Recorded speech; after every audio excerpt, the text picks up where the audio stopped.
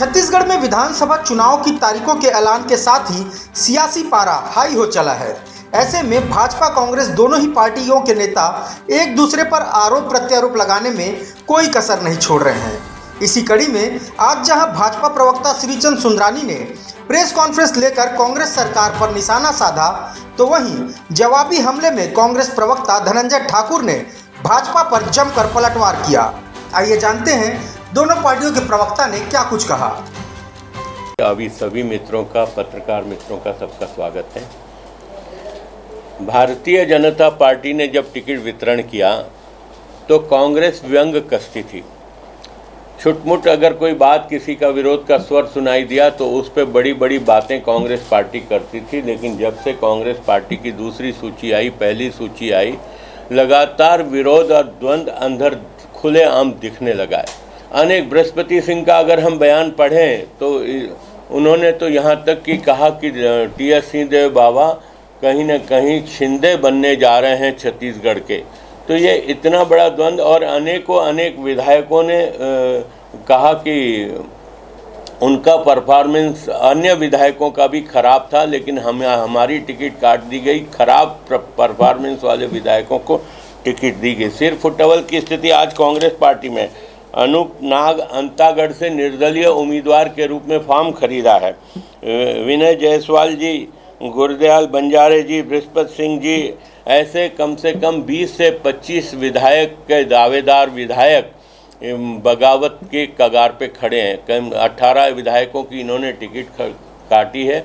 मेरी चुनौती है भूपेश बघेल सरकार को, खुले रूप में मैं चुनौती देता हूँ। वो तीनों राज्यसभा मेंबर जो इनके हैं, जो छत्तीसगढ़ से भेजे हैं, इन्होंने छत्तीसगढ़ के लोगों को ठगने का काम किया, छत्तीसगढ़ के लोगों की उपेक्षा की है। क्या कांग्रेस पार्टी के पास इस लेवल के 3 नेता नहीं थे जो छत्तीसगढ़ से राज्यसभा में भेजे जा सकते थे?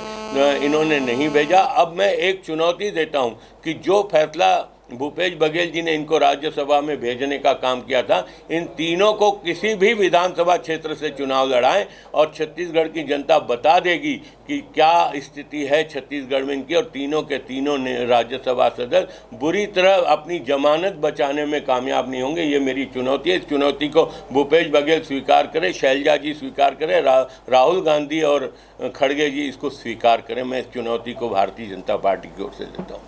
श्रीचंद सुंदरानी, जिसको भारतीय जनता पार्टी प्रत्याशी के लायक नहीं समझी, वो श्रीचंद सुंदरानी जिसकी भारतीय जनता पार्टी में कोई हैसियत नहीं है, वो प्रदेश के मुख्यमंत्री को चैलेंज कर रहे हैं। पहले सुंदरानी उस लायक तो बन जाए कि इस प्रदेश के मुख्यमंत्री को चैलेंज करे, अपने गिरेबान में झांक ले, अपनी हैसियत को देख ले, और हैसियत का आकलन करने के बाद सुंदरानी जी चैलेंज करें। पहले सुंदरानी टिकट ले आए, फिर इस प्रकार की बातें करें।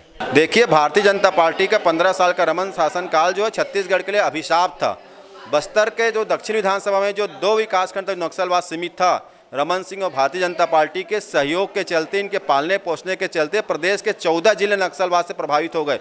तत्कालीन मुख्यमंत्री डॉक्टर रमन सिंह का गृह जिला कवर्धा भी नक्सल प्रभावित हो गया। नक्सलवाद को बढ़ाने और पालने में भारतीय जनता पार्टी का योगदान रहा है। मुख्यमंत्री भूपेश बघेल की सरकार विश्वास, विकास और सुरक्षा की नीति पर काम कर रही है। तो आज छत्तीसगढ़ में नक्सलवाद खात्मे की ओर है।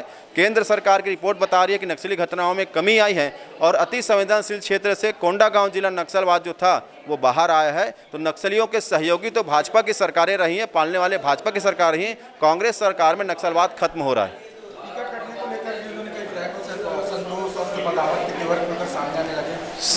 श्रीचंद सुंदरानी जिसकी खुद की टिकट कटी हुई है, खुद को पार्टी ने उस लायक नहीं समझा है, वो दूसरे के यहाँ क्यों सवाल उठा रहे हैं? श्रीचंद सुंदरानी को अपने आत्मावलोकन करना चाहिए कि उसे पार्टी ने इस लायक क्यों नहीं समझा कि प्रत्याशी बनाया जा सके। और भारतीय जनता पार्टी में क्या जो दावेदार हैं उनसे पूछी गई है? ना तो कार्यकर्ताओं का पसंद लिया गया है, ना दावेदारों से पूछी गई है। कांग्रेस पार्टी लोकतांत्रिक तरीके से, पारदर्शी तरीके से प्रत्याशी चयन किया है और कांग्रेस में जो टिकट आई है ये हमारे 75 जीतने के लक्ष्य को पूरा करती है और भारतीय जनता पार्टी में भगदड़ है।